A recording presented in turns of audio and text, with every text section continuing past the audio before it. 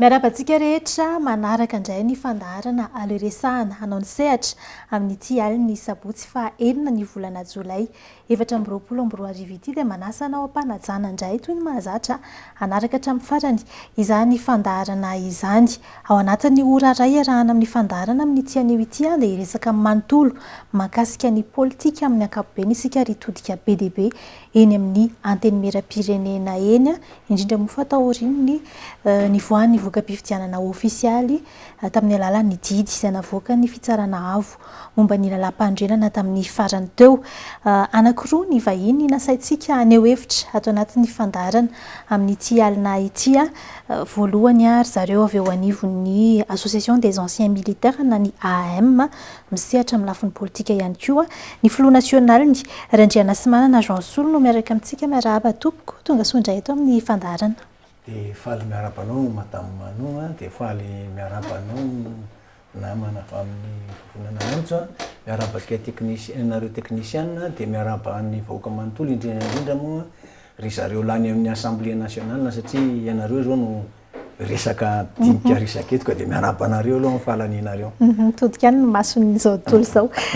Ny vahintsika manaraka araka ny fanatsidiky ny vahiny teo ihany dia mpikambana eo anivon'ny vovonana antso Christian Rado Randrianaritsona. Miarahaba tompoko, tonga soa eto amin'ny plateau ny aleoresahana anao sehatra eto amin'ny record Madagasikara. Miarabanao namana Manou, dia miaraban'ny vahiny ifampiresaka eto koa, dia miaraban'ny sika mpanaraka ny fandaharana. Ankasitrahana anareo tompoko nanaiky ny fanasany ny fandaharana aleoresahana anao sehatra aneo hevitra be dia be mahakasika an'izay lafy ny fiainam-pirenena izay. Araka ny fanatsidika teny am-piandohana teo dia hiresaka be dia be isika ritodika betsaka any amin'ny anteny miram-pirenena satria dia voafidy farany teo ireo solombavam-bahoaka 13 mianada andrafitra indray an'izany androm-panjakana mpanao lalàna izany mandritra n'izao fotoam-piasana manomboka izao ary hiatrika fivoriana voalohany izy ireo amin'ny fahasivy volana jolay ho avy izao.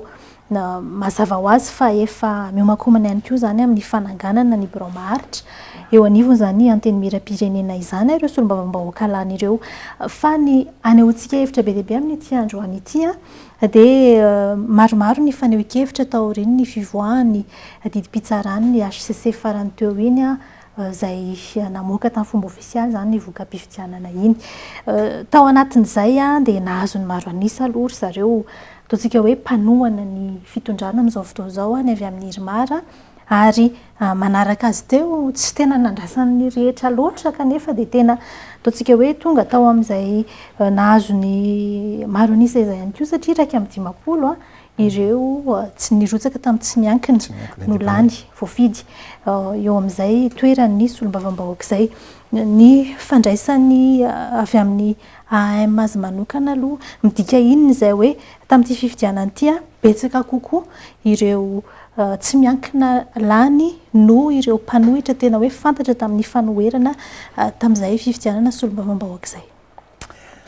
Misaotanao nametraka ilay fanontaniana madame Manou.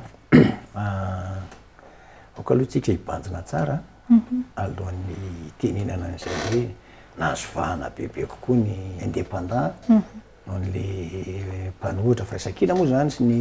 collectif ny tena marimarina amin'ilay izy. Aoka fantatritsika efa tena efa sahala amin'ny fijeriko anazy aloha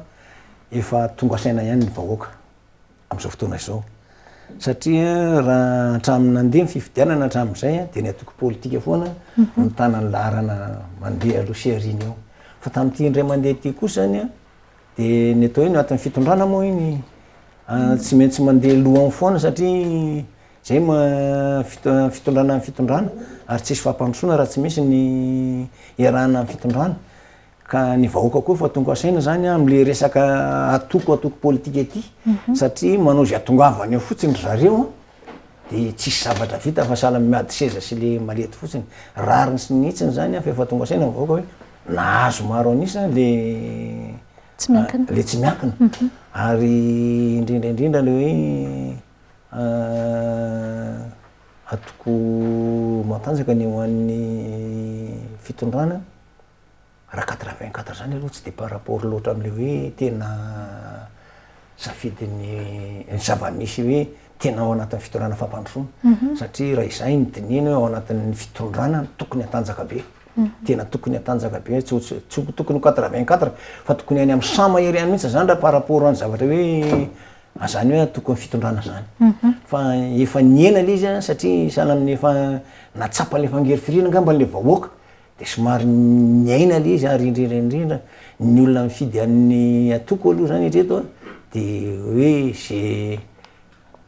matoky any président Ratsuel fa tsy reo le personnalité zareo le lanyreo aloha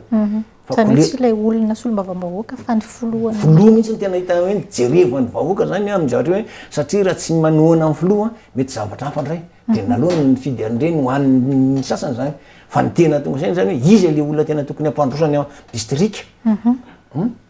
zay natonga ny olona mifidy an'le indépendant satria reto mpanohitra sy ny any reto zany efa fantatry ny olona ohatran'izao zao satria nanao erreur tamin'ny vonalohany izy tamin'ny présidentielle iny de efa nisy erreur nataondrareo zany de zay natonga an'le ana indrindra moa eto Antananarivo zay zany zavatra hoe hoe le tendance le izy zany eto Antananarivo zany de mbola matanjaka ny firaisan-kina samy mandinitsy satria saky ny boriboritany de nisy firaisan-kina ny tanany lohany foana izy tanany lohany foana ary ny faharoa foana ny hiro-maratra eto zany ka zay zavatra zay zany mila mitandrina ihany ny filoham-pirenena satria eto eto Antananarivo any avoko i Madagasikara de zay zavatra zay hoe efa nieritreritra ihany ny olona zany amina eto aloha hoe efa any am'le ho fampandrosoana izy ny tena olona mpandroso zay ny tena natonga le indépendant be dehibe mitovy amin'izay ihany ny ataontsika hoe anokafana ny ady hevitra ho an'ny vovonana antso ny fandraisanareo an'izay hoe nahazo raika amin'ny dimapolo ny tsy miankina teo anifo ny anteny miram-pirenena lavidavitra kely nanaraka azy tao ny firaisan-kina na ny ataontsika hoe izy ireo zany tena mpanohatra fototra ny fitondram-panjakana amin'izao fotoana izao marina tokoa zay nambaranao zay nahoana manoha satria anisan'ny songadina ny ataoko hoe ireo député tsy miankina zany tamin'ity ary io moa natao anatin'ny fampielezan-kevitra tamin'ny fifidianana solombavam-bahoaka iny ary de hitatsika fa ataoko hoe nalaza mihitsy zany ny satria raha malala moa nisy député tsy niankina ray koa teto amin'ny Antananarivo zay efa tao anatin'ny ataoko hoe sehatra politika natany amin'ny tontolo hafa ary nisy azy taloha de ataoko hoe anisan'ny nampalaza an'le izy zany faharoa manaraka zany hitatsika koa ny tantara politika zay foana mantsy ny tantara ihany mitondra an'io satria nisy an'ireny hoe atoko politika fanongana ny ta hoe ahongana ny lehibe an'ny ino moa izy ity panina sy ny sisa mahabe da be de fandraisana tena zava-dehibe tena ao anatin'le izy koa le ataoko hoe le atoko politika misavoritaka nefa ny fiainam-pirenena tsisy mandeha amin'izay loany de ohatrany hoe very hevitra ny vahoaka tsy mahita hoe inona zany atoko politika ve asa misy lalatsaina misavoritaka zany ao anatin'le izy fa ny anay indray avy amin'ny vovonantso ny tiana horesahana satria zay koa mantsy le tao araka ny teneniko teo atao ninan'ireny hoe fanonganana de lasa ohatrany ataoko hoe langage politika anga na hoe resaka lamody zay le hoe tsy miaro ny tombotsoana toko fa miaro ny tombotsoam-bahoaka mivantana tsy miaro ny ligne de parti ny ambony fa ny tombotsoam-bahoaka ny atoko politika miady ny tombotsoa fotsiny sy ny ligne de parti any ao ny mampanana azy eo fa tsy tena le vahoaka mijaly foana tsy zay kosa aloha tena zava misy de lasa fahitanay azy fadalena azy zay ngamba no anisany mijeren'le vahoaka reto antoko politika reto tsisy antenaina fa izy ary ao miady atsansona fotsiny de lasa ohatrany hoe nrona tany amin'ny fifidianana an'le tsy miankina sy le teneniko teo fa misy koa le olona malaza sy any atao anatiny de any nefa ny tianambara aloha ty ampiandohana ho anay vovonana antso zay tena mpisehatra anaty politika ary anatina atoko politika mihitsy diso ihany zay lalatsainy zay hoe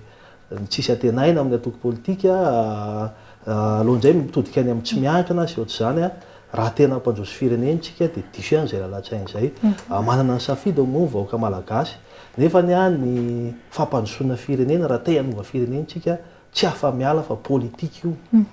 politika no ampandrosoana firenena politika ny hanovana zavatra tsy mety atao amin'ny firenena ka nareo tsy miankin'ireo ary dia manao politika ary zay moa le vaovao zay koa misy ataoko hoe publication ataoko mihitsy misy ataoko hoe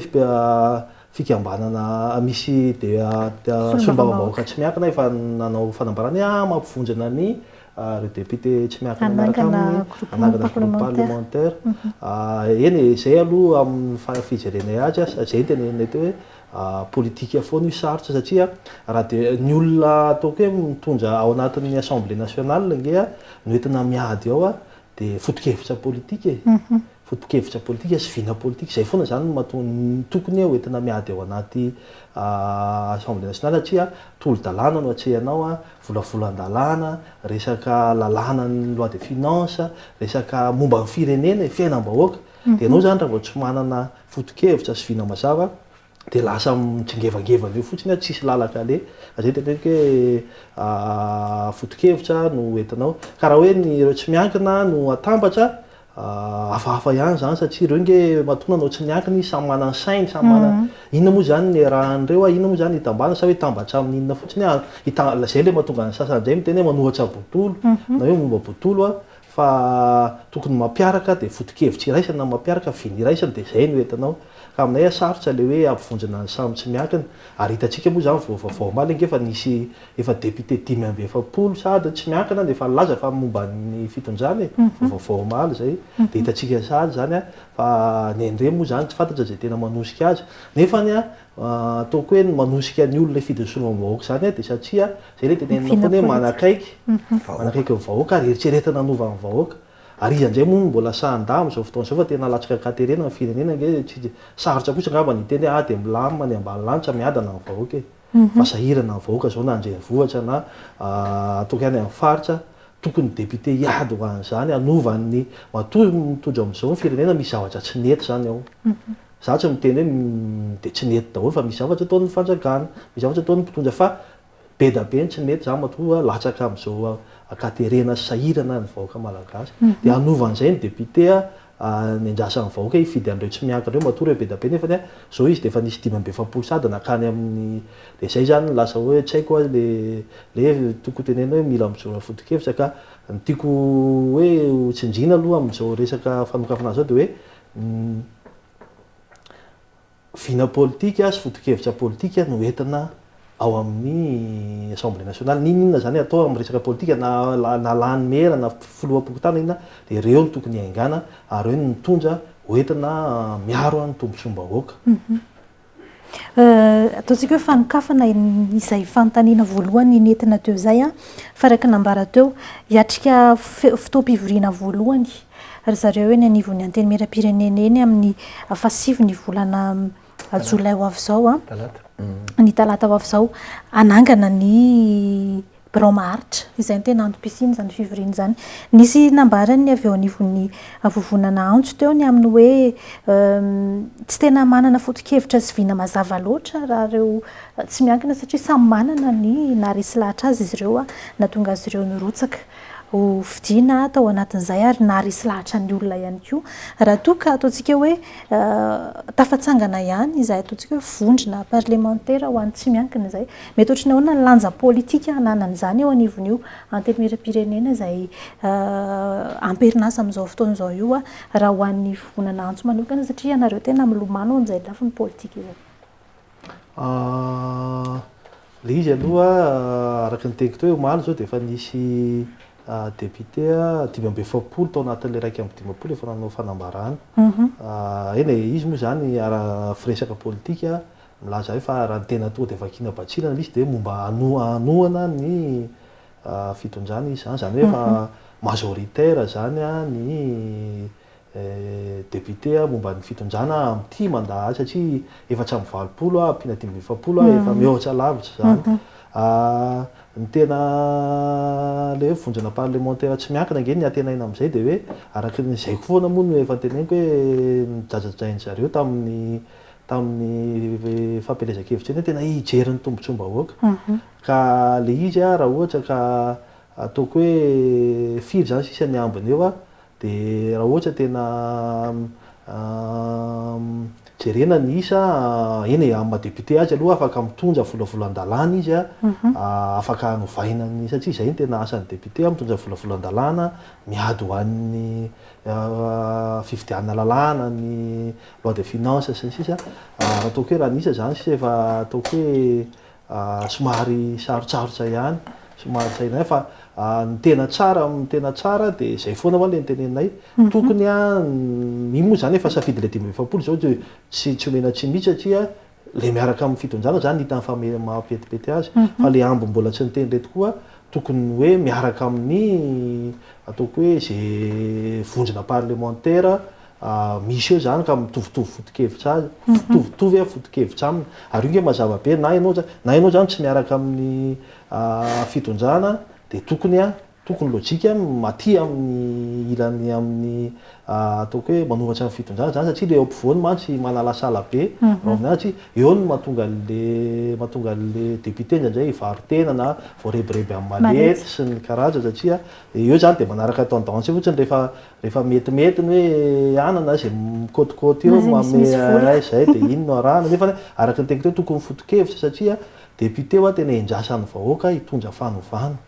député endrasan'ny vahoaka hitondra zavatra miatra any amin'ny fiainam-bahoaka satria zay solombavam-bahoaka azy ka raha tokony tonga de sa zany maka position mihitsy hoe ho atao amin'ny mpanohatra zay rehefa tsy niaraka efa safidy tsy araka ihany fa resaka tsy mena tsy mihitsy rehefa hiaraka amin'ny fitonjana izy satria zay zany ny foto-kevitra sy ny eritreriny hitany hoe mampety azy de anjaran'izy sy ny vahoaka an'izay satria eny mbola miandry 5 taona moa zany ny vahoaka zay ve tsara azy nzay fa anjaran'izy mbola hifanena ny vahoaka foana izy raha ohatra an'izay izy safidy aty amin'ny fanoherana tsy voatana mafaty mihitsy zany fa zany ary anisan'ny ataoko hoe anjara briky eto amin'ny firenena fa zay koa mantsy ny lasa olana an'izay diabolisena loatra ny aty amin'ny hoe mpanohatra de lasa matahotra ny zay tsy mpanohatra fa zay eo anelanela-mpanasy ohatr zany fa tsy fahotana mihitsy ny fanoherana fa ny fanaovana politika eto Madagasikara nzay ny diabolise azy fa hevitra io foto-kevitra io ilaina daholo zany amin'ny alalan'ny demokrasia tsy olona firenena demokratika afahandreo mpitondra tsy OPF tsy anao foatana mafaty ahitany lalaka-leny anarenana ny dia fa tsy hoe rehefa mpanohatra de anonga-panjakana foana hoe député eo amin'ny za moa nisy fotoana niakatra plateau tany amin'ny fahitalavitra rahavavy zay de nisy olona ny teny mihitsy nareo mpanohatra de tena virus mihitsy tena raha vao nareo de tsy zany fa resaka foto-kevitra izy de resaka fanitsiana tsisy fanonganam-panjakana zany fa tombontsoa amin'ny firenena nijerena mitovy hevitra amin'izay ve ny avy eo anivo ny AM hoe tsy tena anana ny toerany loatra ary tsy tokony hipetraka akory izay hoe fisiana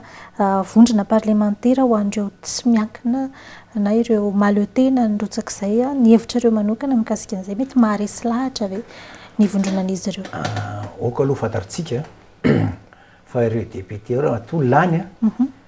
tena no propagandy ny propagandy sy ny slogan hitanao tany amin'ny vahoaka tsy miteny mihitsy nireo ka hoe zay anohatra hoentina tsy fa mifilazana de hoe izay tohano izay anovan'ny fiainam-bahoaka dika zay mila fivoarana zany any amin'ny vahoaka fa tsy hoe ndeha anaty tongana ny vahoaka ndraiky hoe ndeha anohatra botolo zay zavatra zay tokony hojerentsika aloha hoe matory aho zany nandina anaraka an'le fitondrana le 570 an'ireo de mahita izy sy mahatsapa hoe ato ny lalana hoentina mpandrosoana ny distrika zay nilatsahako fa tsisy mihitsy izy hitenika hoe zay ary am'le mpanohatra satria ireny zany no mieritreritra fa hoe aiza indray nanao analana sy ny anana rehetrarehetra sy andakana zay mantsy mieritreritina te hoe tsy maintsy mahazo majorité ny mpanohatra zao Andriamanitra ambony iny hoe lakalaka mahalala ny zavatra hitondrany an'ty fireneny ty na hoaiza anao na hoaiza ninona zavatra ataonao ary zay efa dradradraiky foana hoe Andriamanitra mahalala azy hitondrana vahoaka malagasy ao anatin'ny fahorinany ao anatin'ny fahantrana malagasy matory hoe député reo lany tena misy dikany lehibe amin'ny vahoaka misy dikany lehibe amin'ny vahoaka zay zavatra ary indrindraindrindra ny tenin'ny Andriamato zay zavatra nafinaritra tamin'ny Andriamato volom-pirenena zany raha nitokana mitany Tomasina izy de niteny kosa izy hoe tsapatsika rehetrarehetra fa ao anatin'ny mifahantrana ny gasy ny teny zay mihitsy nyfoloam-pirenena sy nyfahasahiranana ozy izy ka noho izany mila mivao olona mandeha mafy izahay fa raha ohatra tsy araka ny dianay de mela zay ny tenin'Andriamanitra filoha tany amin'ny Tomasina ny dikan'izay zay zany misy zavatra ho fanovana ngeda be zay tsy maintsy ho atao eto ary zay ny rarina satria ianareo député reo tena mitodika aminareo an'izay zavatra hoe okare zay ny ady la politique fa zay ampandroson'ny distrika sy any amin'ny vahoaka malagasy satria any amin'ny distrika no anjaranareo de ho eto anatrehan'ny assemblée ny zavatra mantra ny vahoaka ohatranay fotsiny zao ohatrany hoe ao amin'ny association des anciens militaires zay manana marary anay ary efa niteneniny andreo député reo hoe izay de manana marary anay ary efa fantatry Andriamanitra filoha fa mbola mafisinareo député eo momba le alignement anay satria zany zavatra anisany ngeda be ny tena ngeda be aminay io resaka alignement tsy voavaha io zany anisany fantrana ho anay zany satria amin'izao fotoana zao ny eritrereto tsara ny tena Andriamanitra filoha fa nakarina ohatrinona ny karaha mampiasa tsy miankina farany ambany fanjakana napakatrany any napakatrany zavatra nefa fa ampifantarina tsara mihitsy fa ao anatin'ny maramila sy gendarme retraité reo vady amin'io mbola misy mandraiky 500 000 francs fantrany zany nefa mamela zazadimy izany zavatra zany nilainay nanoananay olona anankiray hoe andaotsika noana an'ity ho hitondra ny hitahitantsika eo anivon'ny assemblée nationale de izay zavatra zay no angatanay aminay angatanay aminamzy izay zavatra zay no fidiananay anazy fa tsy anohatra be fotsiny hoe zay tsy maintsy manohatra fa tsy miady aminay zany tsy izay aloha le zavatra toy nangatany vahoaka na iza tsy mifidy anazy ary na iza tsy mifidy an'ireo an'ireo ary tsy izay ny nangatahany vahoaka fa hanova ny fiainan'ny malagasy ohatranazy somba efa eo am'le ozy ianao hoe le groupe iny zavatra iny de zao rariny sy nitsiny izy raha mivondrona ka anaraka ny fitondrana fa tsy misy fampandrosoana am'izao fotoana zao raha tsy miaraka ny fitondrana zay tena marina zay aloha ina ny antony zay hoe tsy afaka mampandroso raha tsy miaraka amin'ny fitondram-panjakana efa adievitra mantsy zay alohan'ny meko ohatra fotsiny anankiray ianao zany marina fa eo Andriamanitra filoha tsy mifidy atoko manampy na sahala am'zany fa namera timy mary ianao zany ka miara mivondrona aminy de zay le fampandrosoana azanao fa raha ohatra kosa ianao zany mery ianao kanefa tsy miaraka any am'le frian-kevitra zay eritreretin'ny président atao fa zavatra hafa ny eritreretiny de tsy taraiky eo satria tsy fean'ny lalàna mifeny zay tsy mety mihitsy le pratique politique zany hoe rehefa afaka miteny azy mangaraka ny zavatra tiako resahana aloha manohy namany manohy ny teny namana mpiara-miresaka eto dia zao aloha tiako tsinjina voalohany le toke solombavamboaka reny lany eny amin'ny district fa rehefa lany izy de solombavamboaka Madagasikara no anarany tsy midika zany hoe tsy ampanjoso sy hijery le district izy fa zay mahapolitika azy teo vina sy foto-kevitra Madagasikara no ampanjosony rehefa manjoso Madagasikara dia manjoso ny rehetrarehetra zany fampiankina ny ekonomia mantsy ny resaka de faharoa manaraka koa araka teneniko ty momba ny resako teo marina aloha zany ny fitondram-panjakana angeny mampanjoso an'ity firenena ity satria izy no ataoko hoe manana fahefana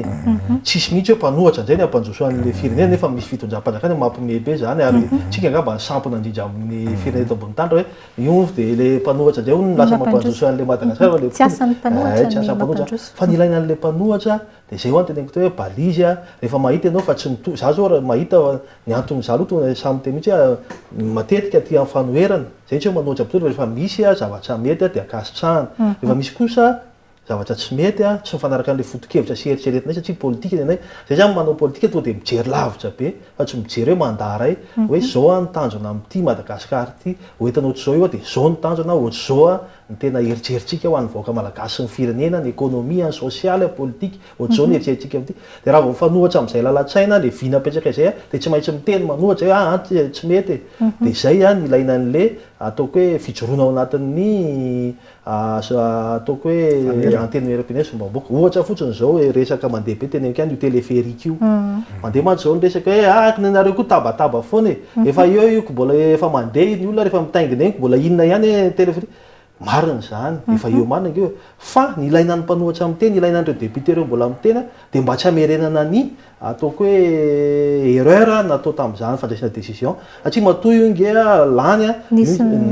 nanaiky ny solomaboka satria volavola ataoko hoe tolo-dalàna atao io lanina atao ny budget sy teti-bola sy ny ohatr' izany lanina atao dia tsy maintsy miteny satria amin'ny ataoko hoe foto-kevitra sy ny lalatsaina ny vinanay tsy mbola izany mihitsy aloha ny lara-pahamehana mbola be da be tsy ratsy oa zany azo atao foana zany fa tsy tokony izany aloha ny voalohany fa mbola misy zavatsafa maika noho izany aloha dia avy eo atao zany rehefa milamina ny resaka ataoko hoe zavatsafa eto amin'ny firenena ny resaka fampantsona ara-tsosialy ny resaka ataoko hoe resaka sehampiarin'ny vahoaka izay mampijalona tsy eto Antananarivo ihany fa eraky Madagasikara fa eto Antananarivo moa mivangongo daholo ny olona satria eritreretina hoe aty misy sehampiarina kanjo zao ny mahazo antsika dia mivangongo mbola be da be ny zavatra tokony atao noho izany téléphérique zany zay tsy contre an'izany mihitsy tsy atao zany ataonay zany rehefa fantatsay fa hoe vita aloha ny lara-pahamehana hafa dia atao zany ka zay ny anairana foana an'ilay izy hoe le solombavambahoaka mba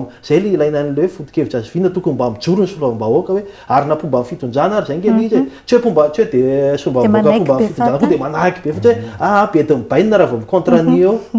fa misay firenena ny jerena politika natao hoe sendra mba tsy zany kosa zao nge ny réalité zao nge ny zava-misy zay ny ilaina an'ilay solombavambahoaka mijoro fa tsy hoe anara-jerin-draty raha tena hoe district eny ambanivohitra any mety hoe vola nanaovan'ny téléphérique sendra mba nanamboarana lalana route nationale route secondaire sendra mba nanamboarana tohadrano sendra mba tokony zany ny joroan'ilay député fa tsy hoe manaiky hoe ka momba fitondrana moa zany dia be de mibainy eto raha vao tsy manana izy dia aloha ekena ihany le téléphérique dia ay zary moa tsy anjoso mihitsy fa ny ilaina ampafanoherana tsy hoe anongam-panjakana fa anongam-panjakana foana zay ny simba misy simbaina le lalatsaina politika fa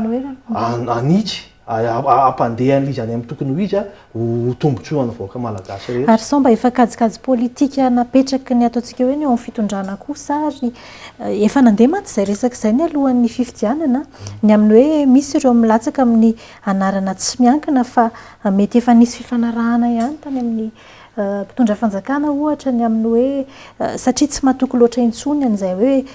ahazo ny vaton'ny vahoaka izay ny mpanohana ny fitondram-panjakana ohatra dia narotsaka ireo tsy miankina raha izay no zava-misy manaona ny fandraisany avy eo anivo ny vovonana antso azy le izy aloha mazava be araka ny teneniko teo hoe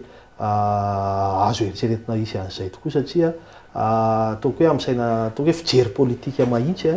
zay aloha raha ohatra hoe resaka ara-politika ekonomika jerena tao amin'ny tany sy ny firenena tsy engesao fa dimy amigisitra ataoko hoe tsy mahafaly mihitsy zany ary mampisehatra politika ny tena miaina amin'ny fiarahamonina mandinika amin'ny fiainam-pirenena tsy any amin'ny faritra sahirana le vahoaka malagasy ataoko hoe misy izay foana mantsy ny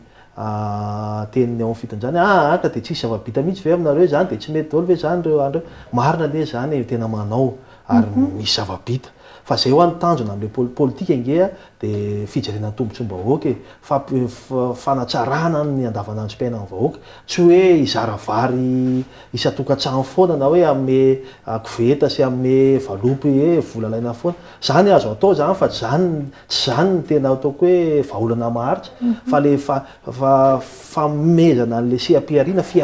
fiarikarena ho an'le olona amin'ny alalan'ny asa famoronana asa amin'ny fivelaran'ny ataoko hoe manamora an'izany sehampiariana zany manamora ny fitadiavana asa famorona-karena ho an'ny vahoaka zany ny tokony atao mba tsy andro tolora-potsiny va ary vao maika ary manimba ny toe-tsaina vahoaka hoe tolora-potsiny foana fa mba tena le vahoaka mihitsy niezaka sady fitondram-panjakana manampy ny vahoaka koa manampy ny fitondram-panjakana satria zay ny ekonomia famaly io rehefa matanjaka dia mifamaly eo le izy nefa ny amin'ny saina tsy miangatra amin'ny fijery politika zay aloha tena tsy mahita hoe any amin'izany lalabe ary efa be da be ny olona tena efa hoe tena enjany zao fiainana zao na ny teny zao ary miaina anaty vahoaka tena sarotra le izy dia anjara ndraiky sy ny fitondram-panjakana nefa misy zavatra lehibe tokony ataony tsy vitan'le izy zay ny teneniko any amin'ny tsy lara-pahamehana zay no ataony mety hoe kajikajy politika ve mety hoe misy zava-tombotsoa manokana koa ve dia ataoko hoe mifanohy amin'le tenao teo hoe efa mieniny ihany zay le fitaraina nyvoaka sy faikaikany zay a sy nyhetsika rehetra nisy teto politika dia ataoko hoe hevitra anisan'ny miazo eritreretina ihany hoe nalefa le tsy miankina mba dia io moa izy hitantsika sara io ohatry mitombona ihany satria mironana an'izay 5-7 be zao tonga dia hoe manohana fitongana dia zay tena afaka hitondra fanovana eto amin'ny firenena ve ny irimara aloha zao no manana ny ataoko hoe maro anisa ary maro anisa absolu mihitsy satria efa mihoatra ny atsasany amin'ireo solombavambahoaka 320 zany hoe tena anana ny anjara toerana ry zareo any amin'ny resaka fanapahan-kevitra eo anivon'izany antenimieram-pirenena izany raha ny hevitry ny AM manokana tena afaka hitondra fanovana sy hitondra fampandrosoana eto amin'ny firenena ve io antenimieram-pirenena izay mijoro amperinasa amin'izao fotoan'izao tao ry ny fifidianany azavaiko tsara aloha za manohy le hevitra indreo teo le hoe manonotra be fahatany sy manaranaraka be fahatany manohana be fahatany zany ny fitondrana anisan'ny tsy manika an'izay aloha zay ny antony voalohany tsy anika an'izay dia zao ny zavatra fiainan'ny firenena zay misy amin'izao fotoana zao no tokony banjininy tsirairay ary za mino tena mino fa tsy hoe nanolotra tolo-dalàna ary ny ana hoe zao tsy hanao tolotolo-dalàna betomany fotsiny fa tsy maintsy tolo-dalàna zay ampandroso ny firenena zay aloha zavatra anankiray zay ka raha misy tolo-dalàna tokony ampandroso ny firenena dia azon'ireo manangana manohana fa raha ohatra kosa ve ka zavatra tsy hoe tsy mifanaraka amin'ny zavatra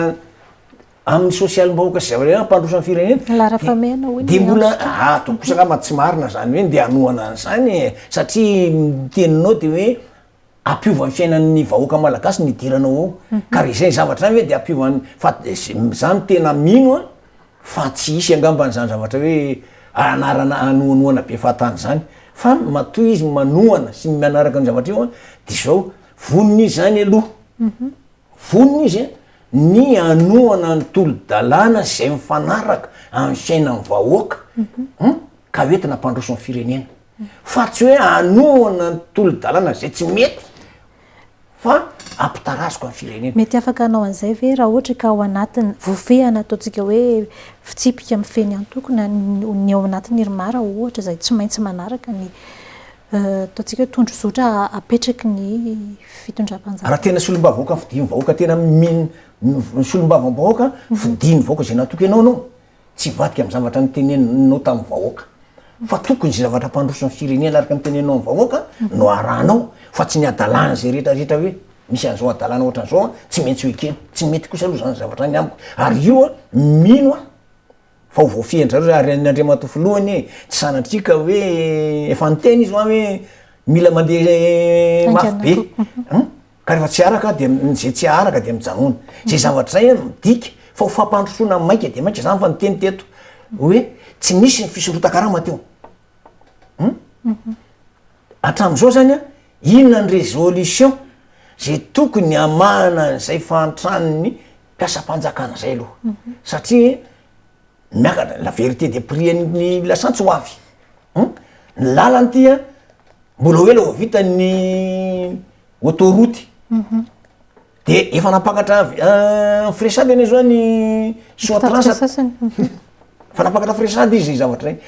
zay zany ahoana ny tokony amana olana n'izany maika raha tena hoe tolo-dalàna miseho zany hoe amboary aloha le lalana ereny 2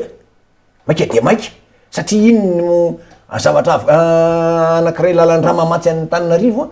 sy voan'ny anna vita Tananarivo mandeha makany ivelany dia iny zany tokony amboarina aingana dia aingana aloha reny lalany re satria ny Madagasikara iny dia ohatra ny vatantenan'ny olombelona ny raha no mamelona ny vatanao rehetrarehetra maketsy makiaroa toy izany keo zany ny Madagasikara ny lalana rehetrarehetra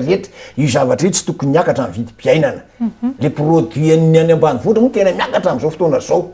ny amin'ny tsena any mbola azo fehezina fa ny any ambanivohitra dia tena tsoko tsara aminareo fa za zao avy eny avy eny Ambohijoky eny ako ary mbola ataoko antsoavy eto hoe aza atao resaka politika ny zavatra atao fa aloha rehefa réel ny teny filohan'ny Andriamatoa premier ministre amboarina ny lalana Antanety-kely Ambohijoky ao anatin'ny enim-bolana tsy mety vita hatramin'izao nefa tsy vita le lalana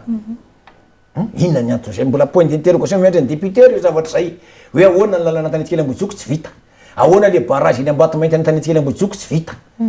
zany zavatra zany hoe raha zavatra betima fotsiny hoe janona tako zany tsy tokony toanan'ny député zany zavatra zany nampanoana izy na tsy mpanoana tsy tokony toanana zany zavatra zany hoe zavatra tsy mampandroso ny firenena ve ndo nanovana fa izay ny tokony raha rehetrarehetra ao napanoatra izy na indépendant izy nampanoana izy tokony iray iny aloha ny tena marina zava-misy araka ny teniko teo raha ny fijerena efijery politika sy ny ekonomika ary ara sosialy tokony majoritaire mihitsy ary ny ataoko hoe tsy fomba ny fitonjana tsy teneniko hoe mpanoatra fa zava-misy zava-misy eny fiarahamonina fa ny zavatra ataoko hoe zava-misy iainana vahoaka malagasy dia tsy mahatoky loatra ntsony ny mpanao politika ny vahoaka malagasy tsy manana repère ntsony zany ny vahoaka malagasy hoe inona ny tena ary zay ny tena zava-misy eny amin'ny fiarahamonina mampalahelo tsy manatena ntsony izy hoe io politika io io fitondram-panjakana io no andeha hanova ny fiainany hitondra ataoko hoe fiovana eo amin'ny fiainana fa de tolona isan'andro samy tolona an'izay vitany eny fotsiny samy manao zay ataony samy manao zay tsaratsara ny fiainana de misy ny tsy mivaky lo politika tsy mifidy eny misy am'izao ny fitaovan-tserasera ny tambajotra be da be de maheno ihany fa ataoko hoe zay aloha hitambarany rehetra na mpanohatra io na mpitondra rehefa mpanao politika de zay ny zava-misy atao amin'ny fiarahamonina malagasy leo an'le politika le vahoaka satria na ny antony tsy tsapa ntsony tsy mitondra vahaolana ataoko hoe maharitra vahaolana tena mahafapo fa raisiny foana moa rehefa mameme kely ianao hoe zavatra hitsonjovana azy de raisiny foana le izy five moa andahany reny fa zay zany de lasa miravoravo tanana izy ka de lasa de faharoa koa ao ny fatahorana amin'ny politika satria misy le pratika politika eto amintsika koa moa efa misy mitondra any amin'ny lalana tsy izy le matahotra ny be sy maro ny faharoa ny fahatelo efa ianao koa rehefa zay mihitsy io zany tena misy pratika politika ary io tsy teto Madagasikara ihany efa hita tena hoe fomba fiady irako zao tontolo zao mihitsy le tena hoe ampahantsaina tena faran'izay mazefatra mihitsy le vahoaka tsy afaka mikofoka ary zange de zay hoe misehatra eny amin'ny fiarahamonina fa ny vahoaka malagasy ao ny akamaroany vao mifomaraina de hoe izany sakafo hoanina zay ihany tsy mahita afaty zay hoe tsy jery ntsony ahoana ny fiainam-pirenena ahoana tsy manana amin'ny teny vahiny moa zay perspektiva tsy misokatra ntsony ny saina fa vao mifody aiza indray ny ahitana sakafo ho avy indray zao ny jirama ahoana ny ekolaza ny mpianatra maninona indray ny atsy mandondona ny avatsy hoe takisosa makary de repotsiny de tsy mivaky loha amin'le fiainam-pirenena fany tsisy vahaolana ihany afa-tsy ny politika ary ny tena mampalahelo de le zay zany le teneniko teo hoe manino le fitondram-panjakana am'izao ary zay mihitsy mahatonga any mametraka toerany le fitondram-panjakana am'izao sy mipomba anazy rehetra na le tsy manampy an'ny vahoaka hivoaka ao anatin'izay lavaka zay fa vao mainka ary mampijanona azy eo foana ary na ny zavatra pratika politika sy ny zavatra atao de mampijanona le vahoaka am'izay toerana zay nefa tokony anjara ndraiky hoe manala an'le vahoaka anatin'izany mba tsy mifanampy tsisy firenena manjoso zany koa raha tsy ny vahoaka manampy an'le firenena amin'ny asa sy ny zavatra atao ampirobirobiny ekonomia satria ekonomia ihany mampivoatra atsika eto fa ninona tenenina politika io ny ekonomia de ny vahoaka manana anjara andraikitra lehibe anatin'izay de zay zany le zava-misy eto de zay no mahatonga an'le hoe ataoko hoe mpanohatra lasa ny fitondram-panjakana moa iny be da be ny resaka mandeha ary efa hita ihany misy ihany le pratika politika sy le fomba ao anatin'ny ataoko hoe fikarakarana ny fifidianana tsy mandeha am'izay laonina be da be nge teo araka efa manarivo mahery nge ny ACC mihitsy no teny zany manarivo mahery ny fitarainana tsy fanjariny aiza kosa ve de arivo ve de hoforonina hoe zavatra tsy nisy daholo raha tsy de fa inona ko hoe efa fitarainana fitoriana arivo isa mahery de hoforonina daholo zany rehefa tsy mba nisy na ny atsasany fotsiny ve de tsy tena hoe zavatra nisy teny amin'ny matoa zany de nefa ny zavatra hoe tsy azo raisina daholo de misy zany rehetrarehetra zany de eny izy moa amin'ny fitondrana ary taoko hoe ny mpitondra rehetra teto ange nanao an'izany hoe rehefa fitondrana dia mahataoko hoe mampiasa an'izay fahefahan'izay hoentina azahoana liana dia eny mazava ho azy izy mahazo majorité fa ndreto mpanohatra vitsy araka ny teniko zay fanampy le tsy fiatokisany vahoaka politika enao koa tsy manana fahefana dia io lojika be dia mety ohatry ny ahoana ny tokony ataondreo mpanohatra ireo mba hahafahany manana an'izay miverina maka an'izay tena anjara toerana izay eo anivon'ny anteny miram-pirenena satria na tiatsika na tsy tiatsika ilaina ny fisiny ny fanoherana ary fanoherana matanjaka ahafahana mitazona ny tena anjara ndraiky ny eo anivon'ny anteny miram-pirenena. Za aloha verina kely amin'le tenin-dra ny tiako hiverenana dia zao le vahoaka ho efa tonga saina nanao samyzay hafa ny ane ireo candidat rehetrarehetra mpanjakana sy ny an'ireo tamin'ny nanao propagandy samy mizara ny zavatra rehetrarehetra zay ny zarainy fa ny raisy ny vahoaka ihany raha nisy enjana ve nisy ohatran'ny fahafisainky nanao asa sosinikara indray zarain'ny olona fa ny amin'ny deuxième anina ihany izy azanao zany hoe efa tonga saina zany le vahoaka satria amin'ny antsona hoe tsy mieritreritra zay anina politika fa nohaniny androany aloha nijery any dia zay no natonga anazy an'izay zavatra zay ary tonga saina amin'izay angambany ireo mpanao politika zay tafiditra eo amin'ny rehefa tonga ao amin'ny ny assemblée moa anao dia mpanao politika zay zay fahalalako anazy ka mba tokony ho tonga saina amin'izay zany nareo hoe tsy mety amin'ny vahoaka ntsony ty zarazaraina zavatra ty fa zay tena mpandroso anazy no tanjona ary indrindraindrindra ozy izy ianao hoe tsy de miraharahan'le anina ntsony ny ao anatin'ny fitondrana fa zao kosa aloha zany teny an'izany zavatra any parmi sasasany amin'ireo zay olona ary efa niteny teto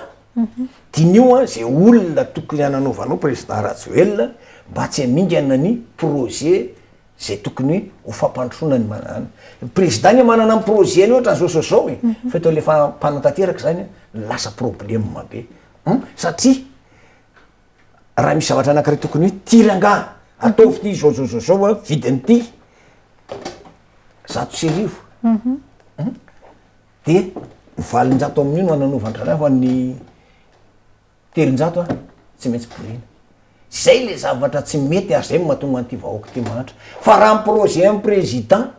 tokony tsy zao aloha ny malagasy za tena miteny zany tsy tokony zao malagasy satria raha mivina amin'ny président dia ny ampandroso izy moa ny olona andeha hoe aniry ny firenena hoentiny ka ikirosofahany tsy misy akosa aloha zany samy naina ny président raha valy manana miady ny filoham-pirenena io dia ny ampandroso amin'ny Madagasikara ny tanjona fa le olona zay ny safidiny Andriamatoa filoha miara-miasa aminy tsy de mahavoa loatra ary ny zavatra olona zay tokony hiakatra eo zany surtout moa ny ianareo député zay mila tompon-daka amin'ny fanendrenany PM manolotra anaranao amin'ny PM ok ianareo ahifidy tsara hoe ton premier ministre ve no lavaka napahanitra an'le malagasy amin'izao fotoana zao za teny mihitsy fa tsy ao anatin'izany président république aloha hoe président république ny napahanitra satria izy nanana vina zay ampandrosany firenena fa eto amin'le fanatanterahana no mahatonga ny zavatra io etraika amin'ny vahoaka ohatran'izao ka eo ny teny hoe ianareo député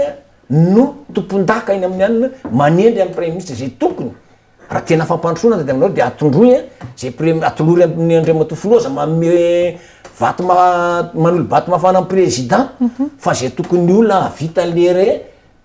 firenera tsy haiko zay teny amin'ny président iny zany hiaraka aminy no hotendrenao sy le gouvernement ianareo député ma mpanao lanana sy mpanao tatitra avy any amin'ny district sy ny karazana anjaranareo sy mpanaramaso an'ny mpanantanteraka ka zay le zavatra tanterahany zay zay ko no andraikitry ny député hoe manaramaso ny zavatra ho ataon'ny mpanantanteraka voarakinareo maso tsara ve sara tsy kombakomba aminareo amin'ny zavatra io ka mahatonga amin'ny firenena am'zay zavatra misy zavatra tena hoe tsy miady eo zany fa tsy de hitan'ny président satria samy pisolelaka daholy miala tsy niana miteny zay zavatra zay samy pisolelaka hoe tady toerana sy tsy ho voadaka am'le izy ka eto amin'ny situna antsika anina hoe ianareo député 45 zany aloha de arabaina aloha fa de efa nisafidy ny ampandrosan'ny firenena satria matoy nareo nakany de fantarareo hoe tia ny lalana fampandrosona disaorana be deaibe nareo antso kosa ho anareo fanoerana firaisakina sy ny anydreto a oka re tsy hanonohatra be fatany fa tokony mba hitady lalana ialana am'izao fahantrany zao raha tena hoe safidinareo a ny hita ao anatin'ny député fa misy dikany mato raiky am' roapolo nareo ny lany de tokony mba iova slogan sy ianina am'zay zany misy mifanoera tsy manda raha zavatra tsy tokony hananovana toero anisan'ny manohana zany zavatra zany a fa i président a tsy hanohy zavatra fotsiny hoe amono am'ny firenena zay taritiny fa tsy maintsy mitady zay fampandrosoana izy fa eto am'le mpanantateraky reto ny zavatra mahatonga an'izao zavatra tongamany efa natsidiky Jean Soul zay ihany mikasika ny gouvernementa anolotra anarana prime ministre moa zany mazava ho azy fa ny pomba ny fitondram-panjakana no anolotra an'izay satria ry zareo ny manana ny maro anisa eo anivony antenimera-pirenena ho an'ny vovonana antso manokana na omby ve ny prime ministre zay fotoana ela tena ela no ny tantanany an'izany ny tondrany zay gouvernementa izay raha ho anareo manokana tokony hanova prime ministre am'izay ve ny fitondram-panjakana ankehitriny ahafahana tena manatratra an'izay tanjony zay ao anatin'ity mandat manaraka ty raha ny fijerevanay azy aloha araka ny teneniko teo ala izy ataoko hoe fiainana politika ataoko hoe mizava-misy eto amin'ny firenena foana ny ijerevana azy raha ny ataoko hoe izy no ataoko hoe anisany ary io de zavatra tiana tsinjina koa fanohatra kely am'le tenin'ny Jean Soul tatsy ny mpanantanteraka ny lehibe ampanantanteraka amin'ny rafitra républicaine filohan'ny mpanantanteraka de tsy ny prime ministre mihitsy fa ny filohan'ny république ahitantsika tsara inge zany eto amin'ny firenena fa ny filohan'ny république daholo mitokana manao an'izao projet présidentiel na de mbola azo edikevitra koa ary zany hoe projet présidentiel zany fa firenena moa ny resaka anisan'ny mpanantanteraka faharoa ao amin'ny fitondram-panjakana zany ny prime ministre fa filoham-pirenena aloha rehefa misy zavatra tsy mety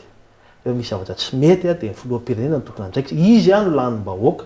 fa tsy ny premier ministre mihitsy fa ny premier ministre zany hoe raha ohatra hoe amin'ny CNSS moa zany de ohatrany hoe izy zany le faharoa tokony olona tokisana manantanteraka an'izay atsia tsy ho araka olona ray efa tenena foana moa zany fa firenena tsy vitan'olona ray zany raha ny hoe mikasika ny premier ministre efa nisy ange zany teto amin'ny tantaram-pirenena voatsela koa le nisy an'le motion de censure ary ny tena betsaka nanongana amin'ny premier ministre ary de député pomba ny fitondrana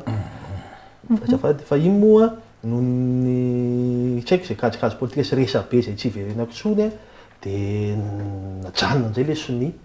matoa nareo député pomba ny fitondrana tamin'izany ary be da be am'ireo ny mbola tavaverina lany am'izao de nahita fa tsy naomby zany le ny zavatra nandringa zany tao hoe zay ngamba nilazako azy matoa ny fiainam-bahoaka fa io zavatra tsy haiko hoe ahoana zany na manao solomaso inona raha ijery hoe tena efa hoe milamina be zany zao Madagasikara zao hoe tena manja ny ambany lanitra de milama iza moa nisy firenena tsisy olana na ny amin'ny firenena États-Unis na misy foana ny olana fa tsy atsika tena miatra tsy haiko hoe inona ny fitena azy miatra manaina mihitsy le fahoriana sy anna vahoaka tena tsy azo ekeny zany de miandry mitodika any amin'ireo député le na efa nanao motion de censure reo nareo vaovao reo tsy miankinreo hoe ahoana fa zay ny araka ny teninao teo hoe tena le vahoaka ny fidy azy de iny satria miankina anisan'ny miankina amin'ny ataoko hoe zany premier ministre zany koa ny fampandehana anjara-panjakana eto amin'ny firenena edivana amin'ny zavatra maro io nge maro ny tanjona hoe hiala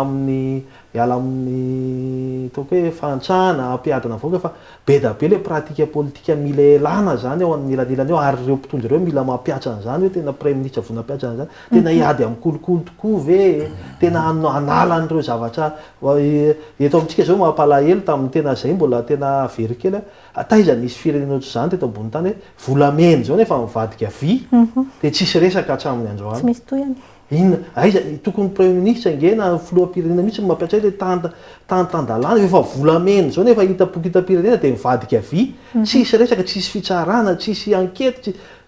aiza moa ty firenena ty ny tsy hopotika zany pratika politika rehetrarehetra zany mila elana mba hatongavana any am'le fandrosoana marina de iza ny olona ampiatra an'le zany pratika politika hoe miaro ny tombontsom-bahoaka zany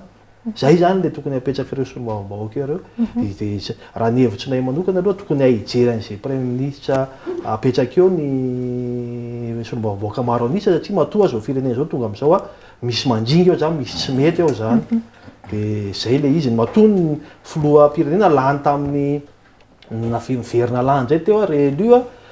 misy olona mifidy mbola izy zany safidy boaka na dia nisy ary ny contexte politique hoe tsy mifidy ny taty amin'ny an-daniny fa hoe anao hetsika fotsy ny anina fa izy aloha zany lany eo lany-bahoaka premier ministre dia enjena dia tokony hijery tsara hifanampy fameno zany reo mba tena olona mba samy aro ny tombotsom-bahoaka fa raha samy andeha ho azy amin'izao dia potika ohatr'izay le teneniko zay teo amin'ny firenena.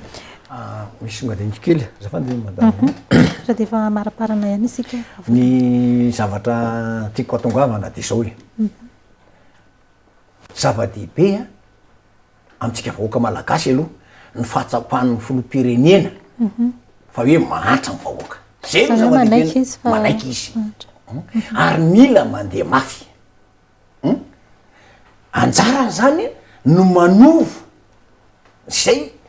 masinina zay tokony andeha mafy raha fatany fa tsy nandeha mafy teo de soloa zay tokony zay tsy mandeha mafy ary nio na inona de zao tsy misy hoa filoham-pirenena aniran'ny firenena iray ahantra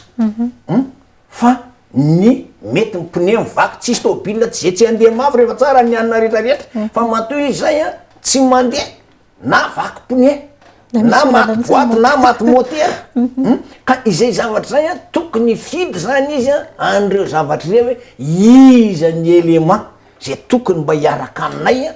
ampandroso any ty firenena ty fa ireo aloha zany député de tsy maintsy reo ny travaillenao re matofolo zay ampandeha ny alana amin'ny fahatrana amty firenena ty ary reo tsy azonao ovana na aninona na aninona fa navaky ary miponianao reo zavatra reo de taritsy maintsy taritinao amin'io fa eo amin'ny zavatra zay tokony anananao fahefana hoe asoloky ty fa zavatra maningana ny alina zay ngamba zavatra azonanao fa ny manitsy ny lohandreo zany zay ampandroso ny firenena aingana diaingana no ataona ndray matofolo ary za mbola miteny eto hoe tsy misy olona rangazy na nilatsaka atao amin'ny député io ka nyteny tamin'ny vahoaka hoe zafy fa amingana sy ampahantratsika fa tsy maintsy nanana slogan ianao hoe zafy dio fa anova amin'ny fiainanareo zay ny zavatra hoe anova amin'ny fiainatsika fa ao anatin'ny fahatrano tsy maintsy zay ny nataony ka nio zay zavatra zay de mba arao zay lala aizany fomba zay atongoavanao am'izay fampandrosoana ny firenena zay na dia atoko mpanohatra ary ianao de tadiavo zay zavatra zay ary ianareo ao anatin'ny mpanohana ny fitondrona oka ianareo tsy amingana ny filoham-pirenena am'izao zavatra efa mahantra amintsika zao fa tokony areo ary no anampy ny hery anazy hoe ohatran'zao ary na tokony anolotra lalàna tsara hoe zao ny tokony toratsika ny firenena ty ndray mato ary indrindra zay eto efa manao an'izao zavatra zao ianao moa ny teny hoe misy balisa aminay io fa mangataka fiaonana amin'ny ambaratonga ambony zay fa ialana am'le zavatra manaonao foana efa nyteny ty tao fa misy izahay zandary masomaramila zay retraité de ivondrona anao balizy zay tsy azo ny rehetra atao ohatran'ireny andreo ty ny lalana tsy maintsy alenareo fa tsy afaky ny ampahantra amin'ny vahoaka nareo zao ary zay no atsanganay zao am'zay fotoana zay voatolotra ainandre matofolo nangataka fiaonana am'zay asany moa manao voaraina tsy voarainy fa izay zavatra zay zany nytolo-dalàna zay tolo-kevitra ataonay hoe ty re tompoko ny zavatra lalana tsy maintsy ale mba tsy isiny famindram-pindianana eo amin'ny fitantanana firenena efa marana ny ataontsika fa neo-kevitra isika tao anatin'izay adin'indray latsaka kely izay manana 2 minitra ny atao fivonana antso amtinana na zay voalazantsika tao anatin'ny fandarana androan'izay ny zavatra tiana ho tenenina araka ny fampitohy amin'ny ohatrany hoe mandray kely an'le tenin'ny namana zao ny solotatsy izy moa ny teny teo efa ny filoham-pirenena aloha efa nanaiko fa mbola mahantra ny vahoaka malagasy tsara zay de le teny teo moa hoe mila mandeha mafy aminay indray rehefa efa nyteneniko teo le mandeha mafy aloha tsy de tena hoe lara-pamena koa hoe tsy maintsy mandeha mafy andeha mafy koa izy moa fa ny zavatra tena tsara indrindra de mahita ny lalakale satria araka ny teneniko teo rehefa manao politika de vina sy mifodi-kevitra aloha ny apetraka aloha vina sy fodi-kevitra aloha ny apetraka aloha na milatsaka mery ianao na milatsaka solombavam-bahoaka ianao na milatsaka filoham-pokotany ianao raha vao anatin'ny sehatra politika de mila manana vina sy fodi-kevitra andehananao fa raha tsy zany ohatrany hoe tomobile tsisy jiro dondona fotsiny na hoentinao mafy be ary io any amin'ny lalana tsiziny alenao rehefa tsisy jiro ianao fa io le vina sy fodi-kevitra io zany ny vina no jiro mitsiro an'le lalana ary zay teneniko hoe zay raha manao politika efa manana vina lavitra be ny olona eto amintsika mantsy ny mpanao politika sy ny mpitondratra amin'izay de le manao zavatra zay azahoana tiaka eo ny eo ihany ny atao zay hoe ty zavatry ty ataoko a mba vita aloha amin'ny mandako de am'izay alany a de am'izay mba misy ho tantaraina am'izay misy ho ananina fa tsy mijery lavitra fa mivina politika tena marina misy ny zavatra tena tsy maintsy atao aingana de misy ny zavatra atao vitaina anatin'ny mandat fa misy koa zavatra apetraka ho an'ny taranaka hoe mijery lavitra mihitsy zany zay zany le vina politika sy any mpandimby koa tokony tsy hoe faly ny anjava fotsiny hoe za zao ny eto hoe za zao ny tompon'ny tanàna de zay tiako indray ny atao fa zay le hoe rehefa voataiza ao anatin'ny vina politika foto-kevitra zay de manana an'izay balizy zay hoetiny hoe zao zany kosa mitombontsoa any le fanaraka amin'le zavatra ny eritreretiko hoe ty atohizako tsy mifanaraka ty hovaiko zao ny eritseritsy famapety manazava zay ny politika manazava amin'ny vahoaka zao ny hevitra manazava amin'ny député novaiko an'izao ohatry zany zao ny resaka fanabeazana io tena mialatsiny kely io tena hoe anjany firenena zany fanabeazana zany misy programme tety hoe PSE tena za aloha misy zavatra tsy lavira rehefa misy zavatra azo raisina tena mivainga tonga ny fitondram-panjakana tamty janona zany hovainy zava de aveo nefa ny raisidraisina ihany le tsikely fa tokony tsy hoentina amin'ny ambopo ny fanaovana politika fa hoentina amin'ny vina politika hoe ty kosa na irabe na rakoto nanao an'io mba mety io hoe rehefa ny zavatra eritreretiko ao anatin'io tohizan'io tsy manalabaraka mihitsy zany tsy milaza mihitsy hoe tsy mahay ianao raha manohy ny zavatra atao amin'ny hafa ka ho tombotsoa ny firenena manana roa minitra ihany koa Jean Soul vao amin'ny marana antsika ny fandarana fitipitianko ny any resaka maro rehefa voalaza zay ny zavatra dinihetsika ty sy ny resantsika teto de momba nyreto resaka député sy mifampandrosoana ny firenena za de miteny eto zany aloha amin'ny tenako manokana satria mahatsiaro fa tena manitra ny vahoaka malagasy raha manitra ny vahoaka malagasy nefa zay ty ambany aty tsy manana zavatra hoentinay ampandrosoana ansiany vana ny firenena zay fa manantena anareo député zay zay anovany fitondrana anovany ny fiainana tsy ny fitondrana fa mifanova ny fiainam-bahoaka am'izao fotoana zao voninahitra ho anareo raha ohatra mandroso ny firenena ary fahambaraka ho anareo manoatra noho ny teo raha ohatra mbola mihamanitra amin'ny malagasy aoko banjintsika fa mifilo-pirenena de efa mitady olona zay araka aminy ampandroso ny firenena ataovy eo anatin'ny sainareo zay zavatra zay fa ianareo nanao propagande tany aminay fa ampandroso ny district misy iray anareo rehetrarehetra noho zay ny zavatra zany aoka ianareo tsy ho raviraviany ny vola sy ny malety fa zay ampandroso ny firenena no banjino fa betsaka koa ny olona zay tokony hoe lany teo fa noho ny vinanareo ary andriamatofolo aoka ho fantarao tsara fa tokony anana majorité be deaibe ny député ty amin'ny ty fitondrana ty fa mato 84 misy dikan'izay zavatra zay tena manintona ny sainao zany fa misy zavatra tsy mety antoany any na mato zay zavatra raiky nefa mivinanao nany enao no jeren'ny vahoaka no fidianana an'ireo an'ireo fa tsy de tena le hoe tena de an'ireo fa tena hoe président Rajoelina mihitsy ny no zavatra nataony no fidianan'ny olona ary mbola manolokevitra anao ihany hatreto hoe manohana ny tenin'le rangaroa aoka zay zavatra priorité zay tokony ialan'ny vahoaka anatin'ny fahatrana no tanterahana aloha fa ny zavatra fotodrafitrasa zay tsy tokony hoe ifanaraka amin'ny fampandroso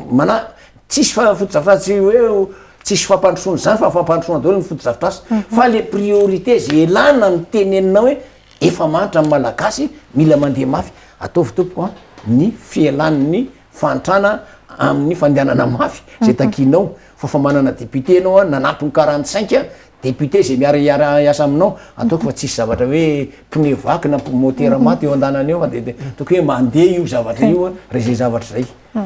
zay no mamarana ny fandarana kasitrahana be deaibe ry zareo avy eo anivo vovonana antso sy ny